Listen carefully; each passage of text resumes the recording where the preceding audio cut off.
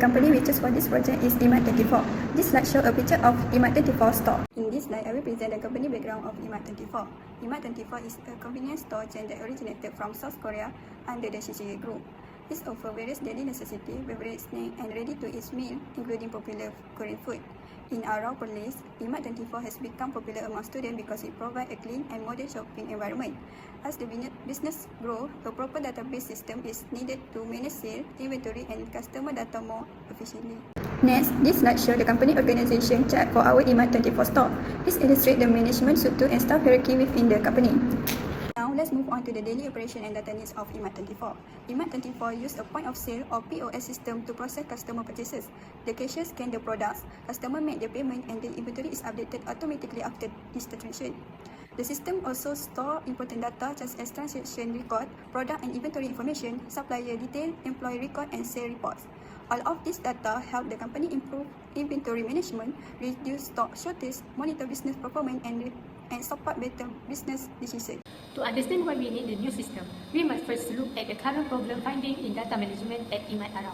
We identify three major issues that hinder daily operations. First, there is ineffective retrieval of product and supplier data. The current process of checking product availability and looking up supplier information across a relay system causes severe delays in daily restocking. Second, there is a risk of missing payment and sales transaction information because sales and multi-channel payment are recorded in separate manual and online logs. Human error often leads to inaccurate or missing daily financial data. Third, there is an inability to track reports and membership centrally. Currently, client membership data is stored in separate files, making it extremely challenging for management to generate real-time sales figures or efficiently update loyalty points. These inefficiencies are the primary reasons why we are proposing the new integrated system to streamline this workflow. Moving on to our proposed solution, we have developed the ICT200 RO Sales and Inventory Management System, or eSIMS for short. The primary goal of this system is to bridge the gap between ICT200 existing manual procedure and modern digital standards by centralizing all sales, inventory, and customer records into one shared, efficient database. To manage this operation effectively, the system is divided into several key modules. First, we have the user login module, which ensures secure access to the system.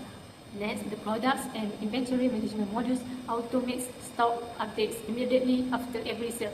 We have included a supplier module to handle all interaction and order with our suppliers. The customer membership module acts as a centralized database for all member information. Our payment module tracks all transaction methods where the customer chooses to pay via cash, card, or e-wallet. Finally, the most powerful tools for management is the report generation modules. These modules pull data from our customer, product, staff, sales, and payment tables to create comprehensive sales report and provide ultimate alerts when stock is running low. This ensures that managers at ICT200 can make data-driven decisions quickly and easily. Next, objective of the database. The objective of this database are: first, to identify requirements for login security, customer members, product stock, sales order, payment, and supplier at ICT200. Second, to design a database that can surely store and connect data for customers, products, staff, sales order, and payment. And lastly, to develop a database for ICT200 retail sales and inventory management system. Based on our interview with ICT200 manager, we identified several important modules needed in the system. This module help manage daily operation to be more efficiently and systematic, from staff login, customer membership, product management, sale, payment, inventory until supplier management. So, we continue with requirement module. First is a user login module. Only authorized staff and administrator can access the system based on their roles. Second, customer membership. This module stores customer information and allow customer to collect loyalty point and receive promotion. Third, product management. Administrator can add, update or remove product information such as product name, category, price and stock. Then, sale management. This module record every sales transaction including customer, staff and transaction date. Then, sales detail. Sales detail record each product purchase in one transaction together with quantity, price and subtotal. After that, payment. The payment module record payment information such as cash, debit card, online banking and e-wallet. Last but not least is inventory. Inventory is updated automatically after every sales, making stock monitoring easier. Then, lastly, supplier. The supplier module stores supplier information and help manage product restocking. Next is the conceptual database design. We identify 8 main entities in the system, which are customer, staff, product, supplier, inventory, sale details, and payment. These entities store different types of information needed for the system. These entities are connected through several business rules. For example, one customer can make many sales, one staff can handle many sales, and one supplier can supply many products. Each product has one inventory record, and each sales transaction has one payment record. Since one sale can contain many products, the system uses the sale details entity to link sales and product. This relationship ensures that all information in database is connected correctly and help the system manage sale and inventory efficiently. Overall, these module entities and relationship ensure that the IMAT sale and inventory management system can manage daily operation more accurately, efficiently, and systematically. Good day everyone. Now I will explain section 3A, which is the entity attribute details of our logical database design. The first entity is customer. This entity stores customer information including cus ID, which is the primary key PK, cus name, cus phone, member status, and loyalty points. The primary key ensures that every customer has a unique identification number, making it easier to manage customer records. The second entity is staff. It stores employee information such as staff ID as the primary key, staff name, staff position, staff username, staff password, and staff role. These attributes are used to identify staff members, manage login credentials, and define their roles within the system. Next is the product entity. It contains information about the products being sold, including product ID as the primary key, product name, product price, and supplier ID as a foreign key. The foreign key creates a relationship between the product and supplier entities, indicating which supplier provides each product. Then, the supplier entity. It stores supplier information such as supplier ID, supplier name, supplier phone, and supplier address. This information helps the company manage supplier records and maintain communication with product suppliers. Next, the inventory entity. It is responsible for managing product stock. It includes inventory ID as the primary key, product ID as a foreign key, stock quantity, the order label, and last update. This entity allows the company to monitor stock availability, determine when products need to be reordered, and keep inventory records up to date. The sales entity records every sales transaction. Its attributes include sales ID as the primary key, translate cus ID as a foreign key, and staff ID as a foreign key. This information identifies when the transaction occurred, which customer made the purchase, and which staff member handled the transaction. The sales details entity stores detailed information about the products included in each sales transaction. It consists of sales ID and product ID, which together form a composite primary key and also act as foreign keys, along with product quantity and unit price. This entity is necessary because a single sales transaction can include multiple products. Finally, the payment entity records payment information. It includes payment ID as the primary key, sales ID as a foreign key, total amount, payment method, and payment date. This entity keeps track of the payment amount, payment method, and payment date for every completed sales transaction. Now, I will explain the business rule relational diagram. First, the customer entity is connected to the sales entity. This relationship indicates that customer information is linked to every sales transaction.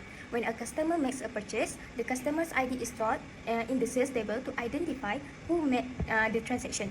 Next, the staff entity is connected to the sales entity. This relationship shows that each sales transaction is handled by a staff member. The staff ID is recorded in the sales table, so the system knows which employee managed the transaction. The sales entity is then connected to the sales details entity. This relationship stores the detailed information for each transaction, such as the product purchase, their quantities, and their unit price. Sales details is also connected to the product entity. This allows the system to identify which products are included in each sales transaction and retrieve the product information when needed. The product entity is connected to the supplier entity. This relationship indicates that every product is associated with a supplier, allowing the company to keep track of where each products come from. The product entity is also connected to the inventory entity. This relationship enables the system to monitor the available stock, the order label, and the last updated date for each product. Lastly, the sales entity is connected to the payment entity. This relationship records the payment information for each sales transaction, including the total amount, payment method, and payment date. Then, I will explain the relational schema of our database system. The relational schema represents how the data is organized into tables. Each table consists of attributes with a primary key used to uniquely identify each record and foreign keys used to establish relationship between tables. First is customer. It contains the attribute cus ID, cus name, cus phone, member status, and loyalty points. Second is staff. It consists of staff ID, staff name, staff position, staff username, staff password, and staff role. Third is supplier. It includes supplier ID, supplier name, supplier phone, and supplier address. Next is the product. It contains product ID, product name, product price, and supplier ID. Then the inventory consists of inventory ID, product ID, stock quantity, reorder label, and last updated.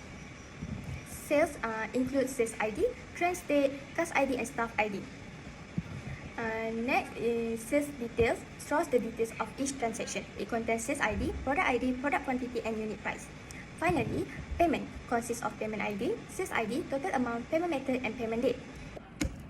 Next, I will explain the entity relationship diagram or ERD of our database system.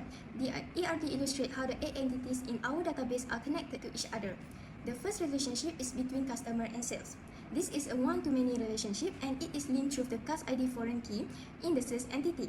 The second relationship is between staff and sales. This is also a one-to-many relationship connected through the staff ID foreign key. Next is the relationship between sales and sales details. This relationship is represented by the sales ID. The sales details entity is also related to the product entity. This relationship uses the product ID as the foreign key. The next relationship is between supplier and product. This is another one-to-many relationship connected through the supplier ID foreign key. Next, the product entity is also connected to the inventory entity. The relationship is established using the product ID foreign key. Finally, the sales entity is related to the payment entity. This relationship allows the system to store payment information such as the total amount, payment method, and payment date. Step 8. Database management. First, we manage the life cycle of our database IMAT24 database. We use create database to initialize it and drop database to remove it entirely when needed. Step B. Defining relationships.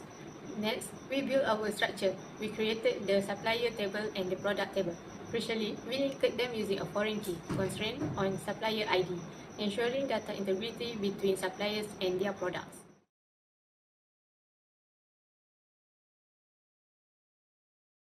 Step C. Basic data retrieval. To view our data, we use select statements. We can either pull all records using wildcard, star, or specify exact columns, such as customer name and customer phone, to get a cleaner view of our customer information.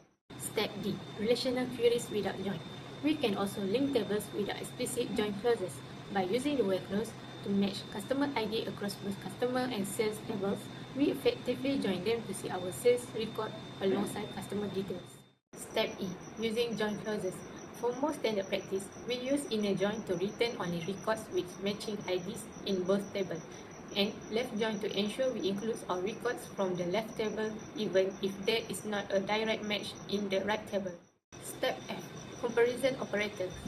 Data analysis often requires filtering. Here, we use a comparison operator greater than to extract only those products with a price greater than 5, helping us isolate higher value items. Step G. Pattern matching and set. We also use filters for specific categories. By using the in clause, we can retrieve customers with specific status like gold or silver.